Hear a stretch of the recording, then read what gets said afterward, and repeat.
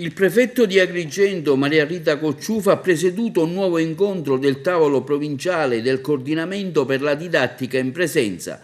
previsto dal decreto del 3 dicembre 2020, al quale hanno preso parte l'Assessorato regionale ai trasporti, l'Ufficio scolastico provinciale, Trenitalia SPA e le ditte che prestano i servizi di trasporto in favore degli studenti e la consulta scolastica provinciale. Nel corso dell'incontro, grazie alle interlocuzioni avvenute nelle settimane scorse tra gli enti interessati e la Prefettura, è stato predisposto e approvato un documento operativo aggiornato relativo alle nuove modalità di servizio di trasporto in favore degli studenti della provincia a seguito della ripresa dell'attività didattica in presenza al 100%, servizi che verranno espletati in modo tale da garantire l'ingresso degli alunni in un'unica fascia oraria. A tal riguardo sono state previste 18 corse aggiuntive e un potenziamento dei servizi anche da parte di Trenitalia relativamente alla tratta Grotte-Agrigento e Agrigento-Racalmuto.